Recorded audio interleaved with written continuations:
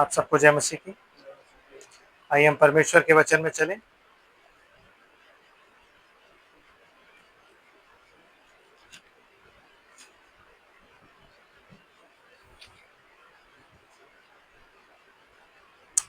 आमीन।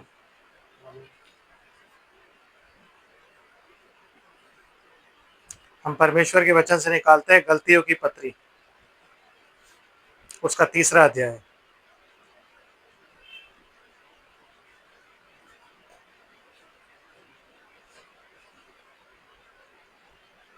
गलतियों की पत्री उसका 3रा अध्याय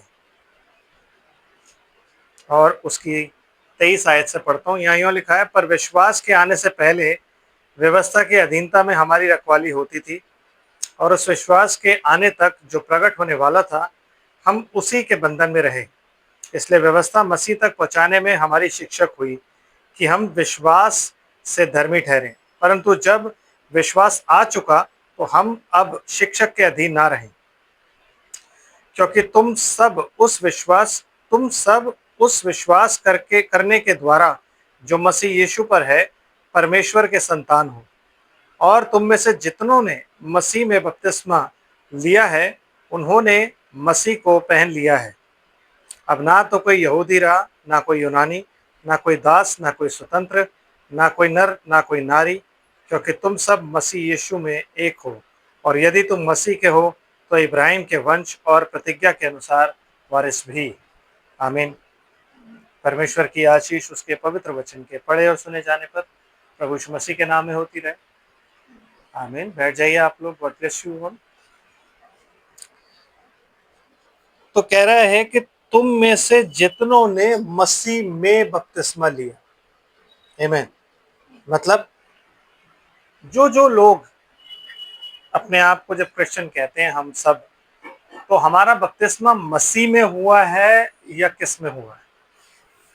क्योंकि जो प्रतिज्ञा हमसे की गई वो यही थी कि तुम में से हर एक यीशु मसीह के नाम से बपतिस्मा ले, तब तुम पवित्र आत्मा का दान पाओगे। तो जब तक आप मसीह को नहीं पहनते आप मसीह का बपतिस्मा नहीं लेते, मसीह में बपतिस्मा नहीं लेते, तब तक आप मसीह को नहीं पहन सकते, है ना? क्योंकि अगर मैं चाहता हूं कि मैं किसी को पहनूं तो मुझे उसमें बपतिस्मा लेना है। अगर मैं चाहता हूं मैं खुदा को पहनूं, तो अगर मैंने पिता और पुत्र और पवित्र आत्मा के नाम पे बपतिस्मा लिया है, जो कि नाम है ही नहीं। आमीन। क्योंकि पिता कोई नाम नहीं होता।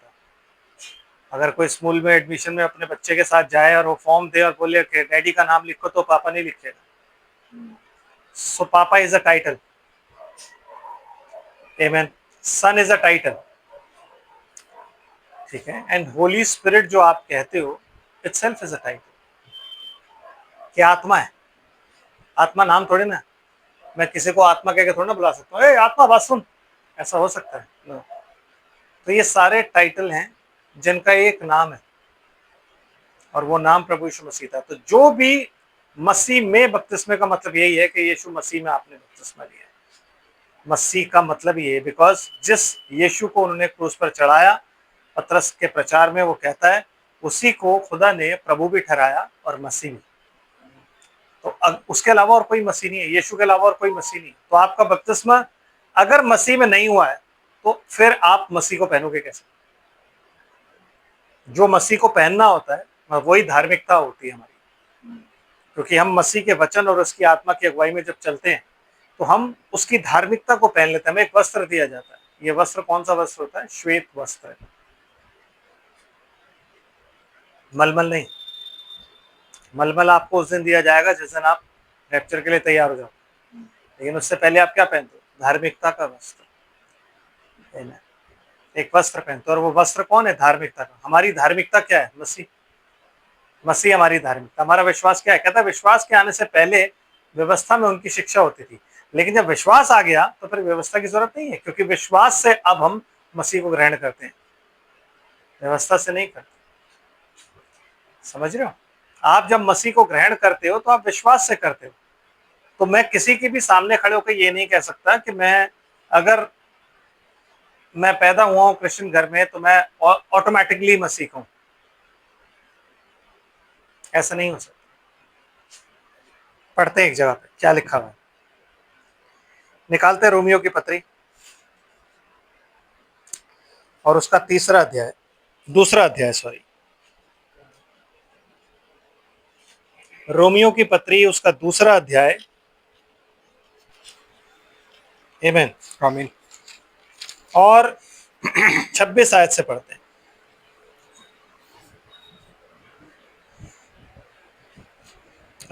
27 आयत से पढ़िए, 26 से नहीं। और जो मनुष्य शारीरिक रूप से बिना खतना रहा, यदि वह व्यवस्था को पूरा करे, तो क्या तुझे जो लेखा पाने और खतना किए जाने पर की व्यवस्था को माना नहीं करता है, दोषी न ठहरेगा? मतलब दोषी ना ठहराएगा। मतलब ये है कि अगर एक आदमी है जो कि इजरायली नहीं है, उसके पास व्यवस्था नहीं है, लेकिन वो मन से ही व्यवस्था का पालन करता है, तो क्या जब न्याय आएगा तो वो ये नहीं कहेगा कि भाई ये तो इजरायली है, इसने व्यवस्था का पालन नहीं किया, तो दोषी ठहराएगा। आमीन। आमीन। फिर क्या कहता है ब्रदर? क्योंकि यहूदी वह नहीं जो प्रगट में यहूदी है। मतलब यहूदी वो नहीं जो इजराइल में रहते, आमीन। ज्यूज वो नहीं है जो इजराइल में रहते, ज्यूज वो नहीं है जो यूं कहते हैं कि मेरा बाप इजरायली था, मेरी माँ कोई भी हो, मैं इजरायली हूँ, वो तो सामरी हो। तो ज्यूज वो नहीं होते जो इजराइल में रहते। आमीन। इसलिए वो कह रहा है प्रगट में, जो भी अपने आप को इजरायली प्रकट करता है ना, वो इजरायली नहीं है। रियल। आमीन। जो अपने आप को क्रिश्चियन घर में जैसे हम पैदा होते हैं, हम कहते हैं ना नहीं हम क्रिश्चियन हैं, वो क्रिश्चियन नहीं है। आमीन। पढ़िए। क्योंकि यदि पर जो प्रगट में, सॉरी 28 से ना, हाँ, क्योंकि यहूदी वह नहीं जो प्रगट में यहूदी है, और न वह खतना है जो प्रगट में है और ध्येय में है। मतलब खतना जो है, अभी तक हमें सोचते हैं कि वो यहूदी नहीं जो प्रकट में है, और खतना भी वो नहीं जो प्रकट में है और देह में है। आमीन। मतलब फिजिकल खतने की बात आप कर रहे हो ना, फिजिकल खतना यीशु मसीह से पहले होता था, लेकिन अब खतने के मायने बदल गए यीशु मसीह के बाद। तो अब खतना किसी और चीज को रिप्रेजेंट करता है। ब्रदर पढ़िए। आमीन। पर यहूदी वह ही है जो मन में है, और खतना वह है जो हृदय और आत्मा में है। मतलब आत्मा और हृदय का खतना, जब आप आत्मा से अपनी और हृदय से अपनी वो शारीरिक इच्छाओं को मारते हो, अपने उस शरीर को मारते हो, तो फिर आपका खतना हो जाता है। और खतना जो है ना, वो वाचा है। जो खतने की प्रक्रिया है ना, वो परमेश्वर ने अब्राहम के और अपने बीच में एक वाचा बांधी। आमीन। तब उसने कहा था कि भाई तुम सब अपनी खलड़ी का खतना करवाना। आप समझ रहे हो बात? तो जो वाचा परमेश्वर ने बांधी थी, वो वाचा ये थी कि जो आदमी खतना ना कराए वो तुम्हारे बीच में से मार डाला जाए, है ना। और जो खतना कराए वही गिना जाए, सिर्फ इब्राहिम का वंश, उसके अलावा कोई इब्राहिम का वंश नहीं। अब ये यहाँ पे क्या कह रहा है, खतना जो है वो फिजिकल नहीं है, खतना जो है वो किसका है? हृदय का और आत्मा का। इसलिए पश्चाताप किससे करते हो आप? हृदय से और आत्मा से। आमीन। इसलिए बात कहां आती है? मन फिराओ। इसलिए मलाकी नबी की पुस्तक में क्या लिखा है? पितरों का मन पुत्रों की ओर, पुत्रों का मन पितरों की ओर। Heart, what matters is heart, कि आपने खुदा की तरफ अपना दिल मोड़ा है। लोग कहते हैं कि प्रभु मन देखता है, बाकी कुछ नहीं देखता है, इसलिए उल्टे सीधे कपड़े पहनते हैं। अगर आपका दिल साफ होगा ना, तो आप कपड़े भी अच्छे पहनते, क्योंकि आप वो करोगे जो प्रभु को भाता है। आमीन। समझ रहे? तो जब भी आप आईने के सामने खड़ोगे, बहुत टाइम पहले ब्रदर नाइट से हम बात कर रहे थे, काफी साल हो गए, तो उन्होंने कहा जब तुम तैयार होते हो ना, तो आईने के सामने खड़े होके सिर्फ एक चीज पूछा करो कि क्या मेरा खुदा इन चीज से खुश होगा जो मैं कर रहा हूँ। तो तुम्हें अपने आप पता लग जाएगा कि तुम सही कपड़े पहने हुए, सही तैयार हो या नहीं, अगर आप ऐसे करो। आमीन। आमीन। तो जब आप ऐसे करने लग जाओगे और आत्मा की बात सुनने लग जाओगे, खतना किसका हो जाएगा? हृदय और आत्मा का। और खतना क्या होता है? वाचा। वही वाचा आज की डेट में क्या है? पवित्र आत्मा का बपतिस्मा। क्योंकि कहता है ये प्रतिज्ञा और वाचा दोनों एक चीज है। जो अब्राहम की देह में थी, वो हमारी भी देह में है। जब हम पवित्र आत्मा का बपतिस्मा पाते हैं तो हम इस शारीरिक शरीर को, इस शारीरिक मनुष्य को मार देते हैं और किसे पहन लेते हैं हम? मसीह को। तो हमारा क्या हो जाता है? खतना। और हम क्या बन जाते हैं? क्रिश्चियन। जैसे कि हर एक यहूदी यहूदी नहीं है, आमीन। हर एक इजरायली नहीं, कहते बहुत हैं वो, लेकिन है नहीं, आमीन। और ब्रदर क्या कहता है लास्ट? ना कि लेख का, ऐसे ही प्रशंसा मनुष्य की ओर से नहीं। ऐसों की प्रशंसा, ऐसे की प्रशंसा मनुष्यों की ओर से नहीं, हाँ, परंतु परमेश्वर की ओर से होती है। यस ब्रदर, आप चाहे कितने भी अच्छे, कितने भी आलिम फाजिल यहूदी क्यों ना हो, लेकिन अगर आपका हृदय का खतना नहीं, अगर आपका आत्मा का खतना नहीं, तो फिर आपकी प्रशंसा बेशक मनुष्य की ओर से होती हो, लेकिन परमेश्वर की ओर से नहीं होती। और अगर आपने हृदय और आत्मा का खतना करा रखा है तो आपकी प्रशंसा मनुष्य की ओर से नहीं, परमेश्वर की ओर से होती है। जैसे हमारी प्रशंसा मनुष्य की ओर से नहीं होती। क्यों? क्योंकि हम मनुष्य, आत्मा जो है वो शरीर के विरोध में प्रचार करता है। तो यीशु मसीह क्या कहता है? अगर वो मुझे ग्रहण करते तो वो तुम्हें भी ग्रहण करेंगे, अगर उन्होंने मेरी सुनी तो वो तुम्हारी भी सुनेंगे, क्योंकि मैं उनके खिलाफ बोलता हूं तो मेरी नहीं सुनते। तो हम जब खिलाफ बोलते हैं तो हमारी नहीं सुनते, क्यों कर सुनेंगे? क्योंकि अगर आप यीशु मसीह के पीछे उसके पद चिन्हों पे चल रहे हो और वही चीज बोल रहे हो जो वो बोलता था, तो लोग आपकी नहीं सुनेंगे, आपको फिर पागल या बेवकूफ या कुछ बोलेंगे। या फिर ये भी कह सकते हैं कि ये कोई पढ़ा लिखा थोड़ी ना है, इसने कोई शिक्षा थोड़ी ना हासिल करी है जो ये प्रीच करने लगे या पास्टर बन गए। तभी तो ऐसे उल्टी सीधी बात हजारों साल से हमारे चला चला आ रहा है। क्या वो बेवकूफ थे? क्योंकि वो हजारों साल से एक चीज देख रहे हैं कि एक ऑर्गेनाइज्ड रिलीजन, डिनोमिनेशन जो बन के चलती चली आ रही है बड़े ही बड़े रूप से, वो उन्हें देख रहे हैं, लेकिन उन ग्रुप को नहीं देख रहे जो उनके साथ कभी भी नहीं मिले। और वो ग्रुप कौन थे? वो ग्रुप जिनकी सीलिंग पवित्र आत्मा से हो चुकी है। 325 एडी में जैसे ही चर्च ऑर्गेनाइज्ड हुआ है नीसियन काउंसिल में, पवित्र आत्मा की सीलिंग हट गई। उसके बाद से लीडरशिप पवित्र आत्मा की कभी भी नहीं थी। उसके बाद से लीडरशिप किसकी थी? सिर्फ और सिर्फ लोगों की, बिशप की, पोप्स की, फादर्स की, कार्डिनल्स की, इन सब की थी। आमीन। समझ आ रहा है?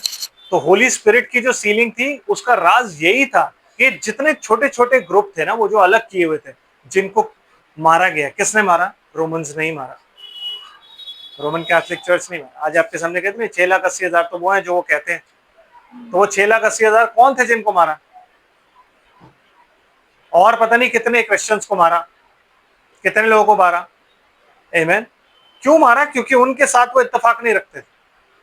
क्यों? वो लोग कौन थे? वो लोग वो थे जिनके ऊपर पवित्र आत्मा की सीलिंग थी, और उन लोगों को उन्होंने रिकॉग्नाइज नहीं किया। आमीन। पतरस को भी अगर वो रिकॉग्नाइज करते हैं तो अपने मतलब के लिए करते हैं, है ना? समझ आ रहा है? पतरस को अपने मतलब के लिए रिकॉग्नाइज करते। और अभी तो ये भी नहीं पता कि कौन पतरस वहां गया था, क्योंकि कई हिस्टोरियंस तो ये भी कहते हैं कि शिमोन टोना करने वाला वहां पे गया था, तो जिसको बोलते हैं पीटर आया था। यस, कई हिस्टोरियंस बोलते हैं। हम हिस्ट्री की बात तो नहीं करते, हम तो बाइबल की बात करते हैं। आमीन।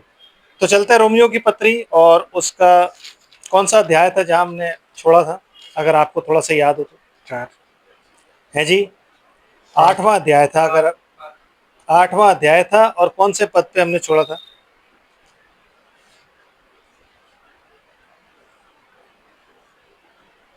17 आयत पे छोड़ा। और यदि संतान है तो वारिस भी, वरन परमेश्वर के वारिस और मसीह के संगी वारिस, जबकि हम उसके साथ दुख उठाएं कि उसके साथ महिमा भी पाएं। आमीन। और हमने कहा था कि यहाँ से आगे हम ऑन फ्राइडे चलेंगे। तो ठीक है, अब हम शुरू करते हैं 18वीं आयत से। तो क्या कहता है पौलुस? क्योंकि मैं समझता हूँ कि इस समय के दुख और कलेश उस महिमा के समान है, सामने, उस महिमा के सामने जो हम पर प्रकट होने वाली है, कुछ भी नहीं है। कुछ भी नहीं है ब्रदर। मतलब पौलुस ये नहीं कहता कि इस समय की इज्जत उस इज्जत के सामने कुछ नहीं है, इस समय की आपकी प्रशंसा उस प्रशंसा के सामने कुछ नहीं है, इस समय की तमाम आपको जो रिवॉर्ड्स दिए जाते हैं ना, चर्चेस में जाते हैं जब आप, जो आपकी तारीफें की जाती हैं, वो उस तारीफ के सामने कुछ नहीं है। नहीं, वो कहता है इस समय के दुख, आमीन, इस समय के दुख, जो प्रभु में भक्ति के साथ जीवन बिताएगा वो सताया जाएगा। ये आपकी बाइबल में लिखा है, लिखा नहीं लिखा? तो अगर मैं प्रभु का आत्मा पाए हुए हूं, आमीन, अगर वो सहायक मेरे पास है तो क्यों है? क्योंकि जब मैं उसमें जीवन बिताना शुरू करूंगा ना प्रभु में, ब्रदर ब्रैनम कहते हैं खुदा ने कभी भी तुमको बेड ऑफ रोजेस प्रॉमिस नहीं किया। बेड ऑफ रोजेस मतलब फूलों की सेज तुम्हें प्रॉमिस नहीं करी, कभी नहीं। जो खुदा ने तुम्हें प्रॉमिस किया वो ये था कि तू जैसे ही आएगा बैटल शुरू हो जाएगी शैतान के साथ, एक वॉर होगी, और वो वॉर तब तक चलती रहेगी जब तक तुम इस पृथ्वी पर हो और आसमान पर उठाए नहीं गए, तब तक वो वॉर चलती ही रहेगी, चलती ही रहेगी, चलती रहेगी। आमीन, समझ आ रहा है? तो वो जो वॉर चल रही है, वॉर कभी भी खुशी की बात नहीं होती, दुख की बात होती है ब्रदर, दुख की बात होती है। तो जब हम प्रभु में और मसीह में जीवन बिताना शुरू करते हैं और आगे बढ़ते हैं, तो शैतान तरीके इसलिए कहता है परमेश्वर के हथियार बांध लो। तो अगर परमेश्वर का वो हथियार, एक ही हथियार है परमेश्वर के पास, और क्या है? उसका वचन। अगर आपने वो बांधा हुआ नहीं होगा ना, तो आप शैतान के उन तीरों से बच नहीं पाओगे। आमीन, शैतान के उन तीरों से कभी भी नहीं बच सकते। और जितना टाइम आप इस पृथ्वी पर रहोगे ना ब्रदर, आपको दुख भोगना ही भोगना है। क्यों? क्योंकि मसीह आपको एक आदर्श दे गया, जो कि हमने पढ़ा था। उसके बाद चेले आपको एक आदर्श दे गए, जो कि हमने पढ़ा था। क्योंकि कोई भी चेला अमीर नहीं था। कोई भी चेला ये नहीं कह सकता कि चेलों के पास गाड़ियां थी, चेलों के पास अपने घर थे, चेलों के, बाइबल कहती है चेलों के पास अपना कुछ भी नहीं था, सब कुछ जो था वो साझे का था। तो क्या होता था? जो भी जरूरत होती थी वो बांट दिया करते। इसका मतलब चेले गरीब थे। चेले कौन थे? चेले अनपढ़ थे। चेले अनपढ़ थे कि नहीं? सारे चेले अनपढ़ थे। कुछ एक थे जो पढ़े लिखे थे, चुंगी लेने वाले थे। यीशु मसीह ने अपनी टीम में सारे ऐसे ही शामिल किए। लेकिन आज सारे धर्मी उसकी टीम का जो भार है अपने कंधे पर उठाए बैठे, सारे धर्मी। आमीन। वो कहते हैं कि हम, मतलब वो इज्जत चाहते हैं, कहता है लेकिन उस महिमा जो आने वाली है ना, यहाँ का दुख कुछ भी नहीं। इसका मतलब जितनी ज्यादा महिमा होगी ना, उतना ही ज्यादा यहाँ पे आपको दुख मिलेगा। बिकॉज शैतान नहीं चाहता कि आप परमेश्वर के पास जाओ। आपको पता है, जब परमेश्वर ने ये बात अय्यूब के लिए बोली कि देख मेरा दास, ऐसा कोई पृथ्वी पर नहीं है, तो उसने कहा ठीक है, मेरे को टेस्ट लेने दे, क्योंकि तेरा अनुग्रह है, तभी तो ऐसा है, तभी तो वो तेरी तारीफ करता है। अपने अनुग्रह का बाड़ा हटा। तो क्या आपको नहीं लगता कि जब मसीह खड़े होकर कहता होगा नहीं ये मेरा है, इसने, मैंने इसे अपने खून से खरीदा है, तो शैतान आपको छोड़ देगा? आपको नहीं लगता? तो आप कैसे यहाँ पे आराम से जी पाओगे? तो जब होली घोस्ट की सीलिंग होती है ना, तब आपकी बैटरी। आमीन। एक गलत गॉस्पेल आपको प्रीच किया जाता है, जिसमें आपको ये बताया जाता है कि मसीह जो है वो कंपैशनेट है। यस ही यस, मैं ये नहीं कहता नहीं है, लेकिन वही मसीह जब यरूशलेम के मंदिर में जाता है तो रस्सी का कोड़ा बना के उनको मार मार के निकालता है वहां से। तो कंपैशन उस वक्त कहाँ गया? क्योंकि जब भी आप उसके घर को व्यापार का घर बनाना चाहोगे, पिता के घर को, वो आपको छोड़ेगा नहीं, आपको कोड़े मारेगा। और आज हर एक घर जिसे सो कॉल्ड परमेश्वर का घर बोला जाता है, वो व्यापार का घर है, वहां से कमाई का साधन है। भक्ति जो है आज की डेट में क्या हो गई है? कमाई का साधन। पौलुस कहता है ना, भक्ति जो है आज के युग में कमाई का साधन है। कि भैया कोई काम नहीं है तो भक्ति शुरू कर दो, चर्च ही खोल लो, कमाई तो होगी, इज्जत मिलेगी वो अलग। आमीन। यस, इज्जत मिलेगी वो अलग, क्योंकि कोई भी पेन नहीं लेना चाहता। सबको इज्जत चाहिए, पेन किसी को नहीं चाहिए। That is why what they preach is prosperity. वो कभी आपको ये प्रीच करके नहीं बताएंगे कि मसीह मुर्दों में से जी उठा है। वो हमेशा आपको बोलेंगे यीशु मसीह पैदा हुआ है क्रिसमस पर।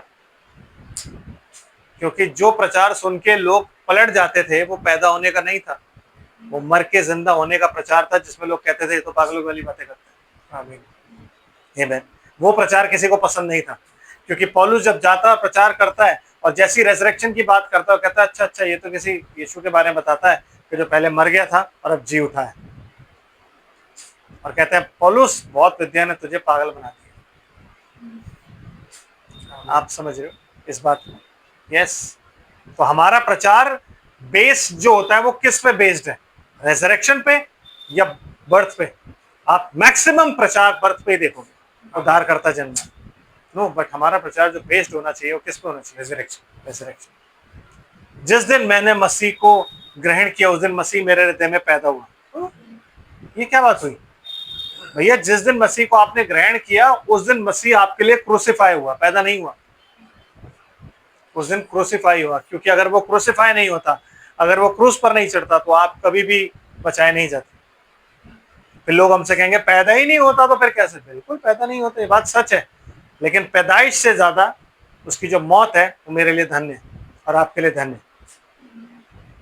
उसका पैदा होना इतना बड़ा नहीं है जितना उसका क्रूस पर चढ़ाया जाना है, क्योंकि अगर वो क्रूस पर चढ़ाया गया और जिस रीति से चढ़ाया गया कि उसके कोड़े खाने से मैं और आप चंगे हुए, तो इसका मतलब वो चीज हमारे लिए ज्यादा बड़ी है। आमीन। और आज जबकि हम में मसीह का आत्मा पाया जाता है और मसीह के आत्मा की ही कमी है इस युग में, इसलिए मसीह चर्च के बाहर खड़ा होकर खटखटा रहा है कि तुम दरवाजा खोलो, जो खोलेगा मैं अंदर आके उसके साथ भोजन करूंगा। क्यों? तेरे दिल के द्वार पर। पूरी डिनोमिनेशन गाना गाती है, तेरे दिल के द्वार पर। आमीन। खुद गा रहे हैं। रेवलेशन का चैप्टर 3 14 अध्याय, तीसरा अध्याय 14 आयत से शुरू होता है। वो खुद बता रहे हैं कि हम लौदीके कलीसिया काल में, खोलो तुम दरवाजा, वो है आना चाहता, बोलता कोई नहीं है।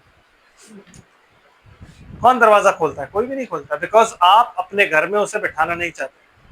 अगर वो आपके घर में बैठ गया, अगर वो राज कर रहा है, तो फिर अपने मुताबिक वो आपको चलाएगा, जो हम नहीं चाहते। एक बहुत अच्छा मैसेज है ब्रदर ब्रैनम का, डोर इन अ डोर, जिसमें वो कहते हैं एक कमरे में तो आपने उसे बैठा दिया, पर आप कहोगे नहीं बेडरूम में मत आ, वहां पे मेरे को कुछ काम अलग होता है, नहीं तू यहाँ मत आ।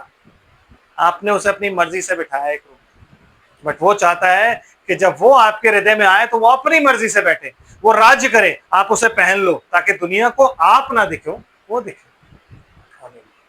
जब कोई भी इंसान हेलमेट पहनता है तो हेलमेट पहने हुए को कोई पहचान नहीं सकता, क्योंकि हेलमेट कवर होता है।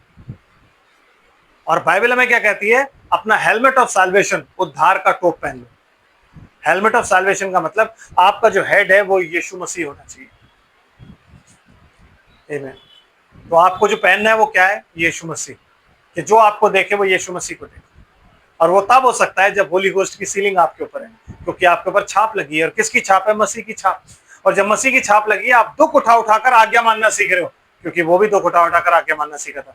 आज्ञा मानना कोई आसान काम नहीं है, ये मैं कहता हूं, ये मैं जानता हूं। आज्ञा मानना आसान काम नहीं होता, इसलिए बाइबल कहती है वो दुख उठा उठाकर आज्ञा मानना सीखा। तो आपने और मैंने भी तो ऐसे ही सीखना है, और उसी दुख उठा उठाकर आज्ञा मानना सीखने के लिए हमें सहायक दिया गया, ताकि हम वो काम करें।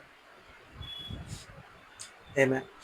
इसीलिए शरीर जो है वो आत्मा से लड़ाई करता है, आत्मा के विरोध में, और आत्मा शरीर के विरोध में, क्योंकि शरीर कहता है ना। इसीलिए तो पौलुस कहता है, मुझे इस नाशवान शरीर से कौन बचाएगा, क्योंकि पाप मेरी रगों में दौड़ता है ना।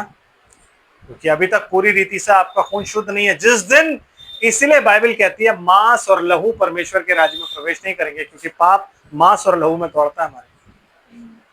तो परमेश्वर के राज्य में क्या प्रवेश करेगा? आत्मा।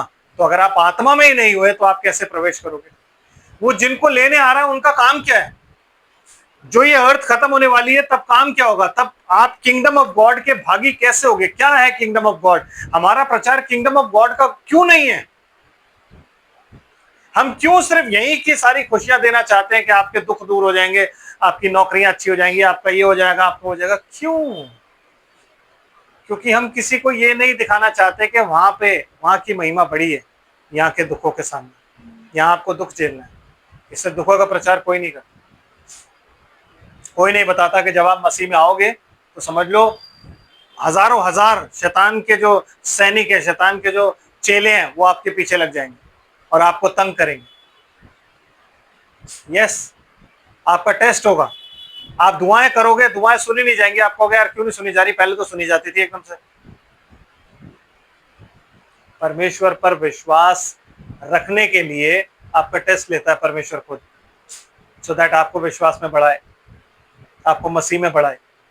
आमीन। समझ रहे हैं आप? अय्यूब को उसने टेस्ट लिया तो उसने क्या देखना चाहा था कि इसका मुझ पर कितना विश्वास है। अयूब कहने को ये भी कह सकता था कि चलो हो गया छोड़ो बातें खत्म करो, कहता खुदा ने लिया खुदा ने दिया, उसका नाम मुबारक। और शैतान यही नहीं चाहता था कि वो खुदा को मुबारक बोले, blessed be the name of our Lord Jesus Christ, ये नहीं बोला वो। आमीन। आमीन। वो ये बोले कि हाँ प्रभु मैं तुझसे प्यार बहुत करता हूँ, तू मुझसे बहुत प्यार करता है, ये जो भी हुआ चल शैतान ने कर दिया, ये उसने नाम ही नहीं लिया शैतान कि प्रभु शैतान ने कर दिया। मैं जानता हूं प्रभु ये तू नहीं कर रहा है, शैतान कर रहा है। No, he did not give any credit to Satan. अपनी हर विपत्ति का क्रेडिट उसने खुदा को दिया, प्रभु ने दिया, प्रभु ने लिया, उसका नाम मुबारक। आमीन। क्योंकि ये बात तो अच्छी तरीके से जानता था, being a gentile by revelation, उसके बाद मालूम थी कि जो कुछ भी होता है इस पृथ्वी के नीचे वो परमेश्वर की इच्छा के बिना नहीं होता। तो शैतान अगर मेरे साथ कुछ बुरा भी हो रहा है तो वो खुदा ने किया। तो अपनी पत्नी को कहता है क्या हम जो सुख लेते समय खुदा का धन्यवाद करते हैं, क्या दुख लेते समय खुदा को हम ना बोले कुछ? अगर हम दुख पा रहे हैं तो क्या हम खुदा के लिए आगे कुड़कुड़ाने लग जाएं? नहीं, जब हम दुख पा रहे हैं हमें तब भी यही कहना है, धीरज धरना है। और वो धीरज धर के बैठा था। जब उसने कुछ नहीं बोला तो शैतान उसके पास 3 बंदे और लेकर के आए, जो 3 बंदे उसी की आत्मा के थे, उसी से प्रेरित थे। और वो आके उसको पिन मार रहे हैं, पिन मार रहे हैं, पिन मार रहे हैं, पिन मार रहे हैं। फिर उसने बोलना शुरू किया। इसलिए परमेश्वर ने बाद में उन तीनों क्या बोला कि तुमने युक्ति बिगाड़ी है, जाओ, तुमने वैसा बात नहीं करी जैसी मैं चाहता था मेरे दास के साथ, अब जाओ। होली गोस्ट पाया हुआ बंदा कैसा होता है, इंसान क्या होता है? उसने वापस अय्यूब के पास उन तीनों को भेजा और ये देखना चाहा कि अय्यूब क्या करता है। ऐसे ही पवित्र आत्मा परमेश्वर आपको नहीं देता। जब वो अपना आत्मा देखता है तो परखता है क्या कि आप दुश्मन से प्यार करते हो या नहीं। वो तीनों उसके दुश्मन थे।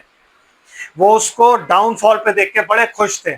देखा, अपने आप को बड़ा बनता था, ये बहुत बोलता था ये, और आज देख लो किस स्टेज पे आ गया।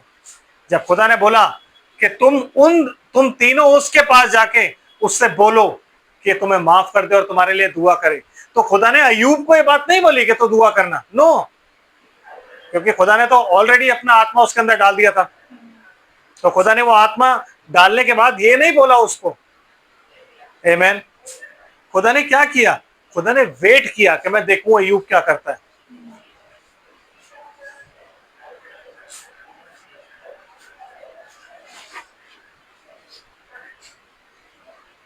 खुदा ने कहा मैं वेट करता हूं और देखता हूं कि अय्यूब क्या करता है। अय्यूब ने क्या किया? अय्यूब ने उन तीनों के लिए प्रार्थना करी। और जब अय्यूब ने उन तीनों के लिए प्रार्थना करी तो प्रार्थना करने के बाद परमेश्वर ने, बाइबल कहती है, पढ़िए क्या लिखा, बड़ी प्यारी बात लिखी है। अय्यूब की पुस्तक, उसका आखिरी अध्याय,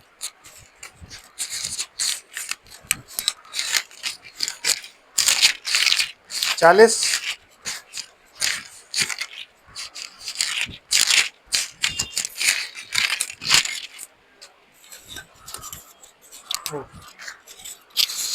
कौन सा अध्याय? लास्ट 40, 42। ओके, उसकी 7वीं आयत पढ़ी।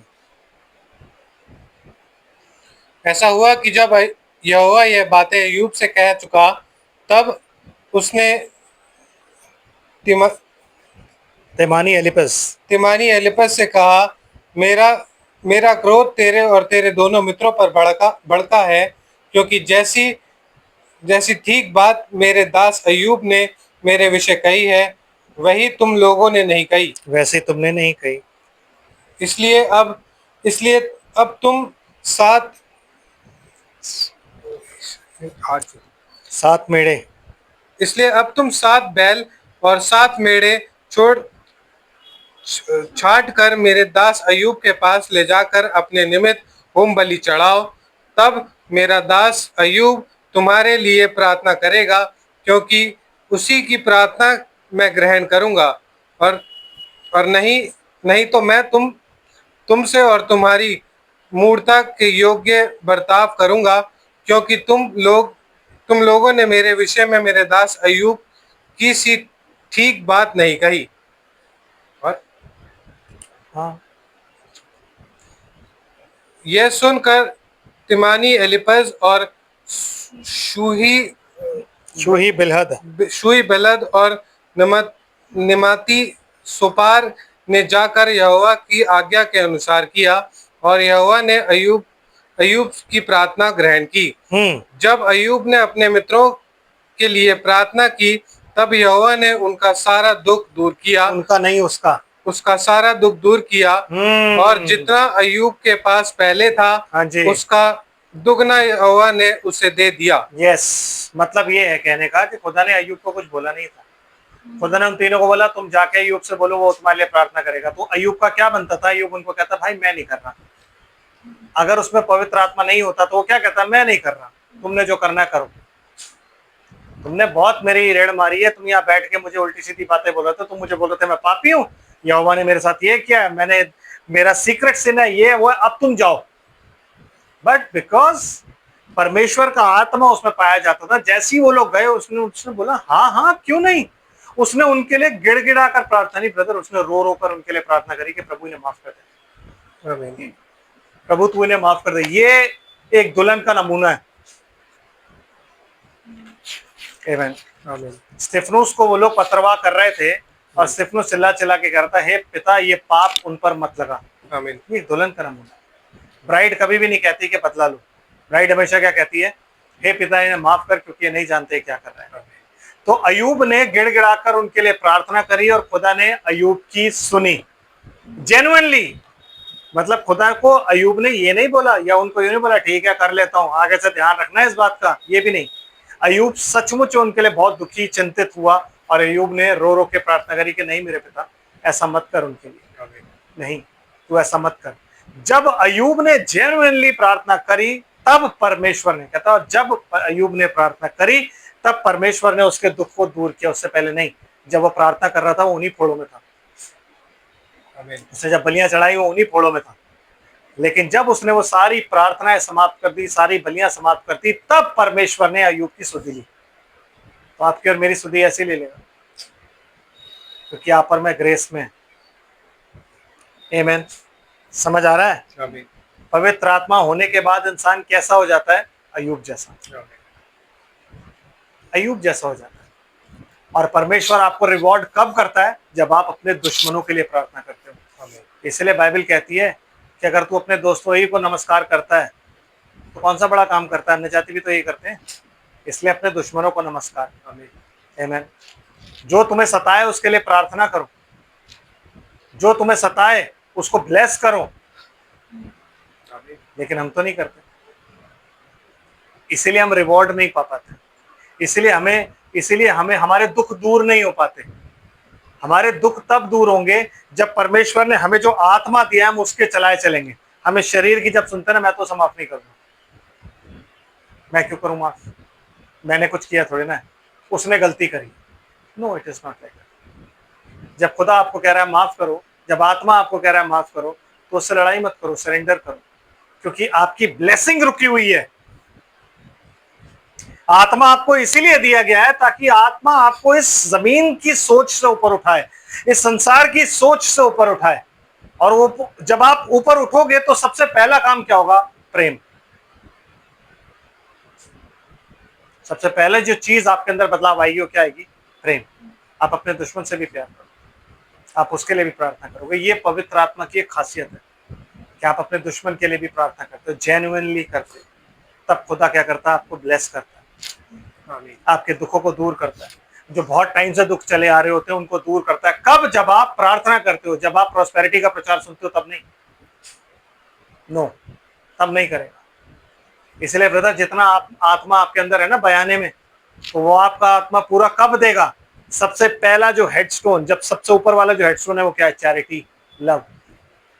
जब आप ब्रदरली काइंडनेस पे आ जाओगे ना, मतलब जब तक ब्रदरली काइंडनेस वाला लव हमारे अंदर नहीं होगा ना, तब तक वो अगापो लव हमारे ऊपर नहीं लग सकता। अभी तो हम वहीं नहीं पहुंचे। आमीन। हाँ आत्मा का क्लेम करते हैं लेकिन अभी तक हम वहां पे नहीं पहुंचे। आप समझ रहे हो? डिवाइन लव जो है ना एक बहुत अद्भुत चीज है। डिवाइन लव ऐसी चीज नहीं होती कि मैं अपने घर के बाहर अगर डिवाइन लव या मैं कहीं भी डिवाइन लव लिखवा दूं तो no. Divine love is something beyond your imagination. आप सोच भी नहीं सकते डिवाइन लव क्या होता है। डिवाइन लव का मतलब होता है कि जिससे आप नफरत करते हो खुदा उसको सूरज दे रहा है, उसको सांसें दे रहा है, उसको बारिश दे रहा है, उसको रोटी दे रहा है, उसको सब कुछ दे रहा है, लेकिन आप उससे नफरत करते हो। ये डिवाइन लव है, अनकंडीशनल होता है कि वक्त आने पर तो खुदा सब कुछ करेगा। लॉन्ग सफरिंग होती है वो। जो आपका खुदा है लॉन्ग सफरर, आप नहीं हो। 7 आयाम आप नबी ने जो आपको बताया आप याद रखते हो, लेकिन उन 7 आयाम में आपको ये नहीं पता कि उसमें एक लॉन्ग सफरिंग भी है, कि जब आप प्यार करते हो तो प्यार करना लॉन्ग सफरिंग होती है। आप सहते हो, बर्दाश्त करते हो। Amen। वक्त से पहले तो किसी का न्याय ना कर, लेकिन हम सबके न्याय कर देते। Let the word do the judgment. इस वचन को जज करने दीजिए। ये अपने आप दूध का दूध और पानी का पानी करते हैं। आप पवित्र आत्मा में पाए जाते हैं, आप पवित्र आत्मा में पाए जाते हैं। आमेन। आप पवित्र आत्मा को अपने अंदर लेके आगे बढ़ो, आत्मा आपकी अगुवाई करेगा और आप उसमें बढ़ते चले जाओगे। ब्रदर, रोमियो की पत्री आगे चलते। 20। यस, रोमियो 8 अध्याय, आगे चलते चलिए। क्योंकि क्योंकि सृष्टि बड़ी आशा भरी नजरों से परमेश्वर के पुत्रों के प्रकट होने की बाट जो रही है। हाँ, सृष्टि भी देख रही है कि भाई ये परमेश्वर के पुत्र कौन है, जो जिनको मैंने जिन पर रिवील करना है, मतलब वो रेवलेशन के लिए इंतजार कर रही है। और वो रेवलेशन उसको कब मिलेगा? जब रैप्चर आएगा, तब वो देखेगी। तो उस टाइम की बाट सृष्टि जो रही है। और परमेश्वर के पुत्र कौन है? जो उसकी आत्मा से सील की हो। आमेन। यस। आमीन।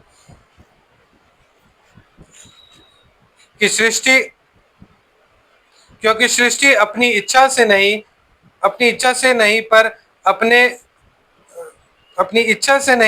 पर अधीन करने वाले की ओर से अधीन की गई है। परमेश्वर ने उसको अधीन किया है। करप्शन के अधीन किसने किया है? परमेश्वर ने। कब किया? जब परमेश्वर ने बात बोली कि पृथ्वी तेरे कारण श्रापित है। आमीन। आमीन। यस। तो सृष्टि करप्शन में आ गई because of Adam. Yes brother. Then व्यवस्था के अधीन इस आशा से की गई है हाँ। कि सृष्टि भी आप ही विनाश के दास्तव से छुटकारा पाकर परमेश्वर की संतानों की महिमा की स्वतंत्रता प्रकट करेगी। यस, सृष्टि प्रकट करेगी परमेश्वर की संतानों की महिमा। आप और मैं कोई आम लोग नहीं है। जो लोग पवित्र आत्मा की छाप लेके यहाँ पे चल रहे हैं, जिनको लोग पहचानते नहीं है, जिनको लोग रिकॉग्नाइज करना छोड़ देते हैं और भूल जाते हैं और कहते हैं नहीं, हमें इन लोगों से कोई लेना देना है, बेकार लोग हैं, थोड़े से लोग हैं, इनका चर्च छोटा सा है, या इनकी कोई पहचान नहीं है, ये किसी स्कूल से पास आउट नहीं है, किसी डिनोमिनेशन का जो स्कूल्स होते हैं, जो कॉलेजेस होते हैं, उनसे पास आउट, उनकी इंतजार सृष्टि कर रही है, जिन पर पवित्र आत्मा की छाप हो चुकी है। आमीन। और वो कैसे लोग हैं? वो वैसे लोग हैं जैसे अयूब था। वो कैसे लोग हैं? वो वैसे लोग हैं जैसे स्तिफनुस था। वो कैसे लोग हैं? वो वैसे लोग हैं जैसे यीशु था, जो दुख उठाकर धमकी नहीं देता था, गाली सुनकर गाली नहीं देता था, और जब उसे मारा जा रहा था तो वो ये कह रहा था, हे पिता इन्हें माफ कर, क्योंकि ये नहीं जानते क्या कर रहे हैं। वो वैसे लोग हैं कि जब पौलुस पतरस को डांटता है तो पतरस चुपचाप सुनता है, और उसके बाद पौलुस उसी पतरस से जाके पूछता है कि भाई हम क्या करें, तब पतरस उसको बताता है ये करना। ये पवित्र आत्मा की छाप, ceiling of the Holi ghost. जब सील आपके ऊपर आ जाती है ना, तो वो सील आपको चलाती है, वो आत्मा आपको चलाती है।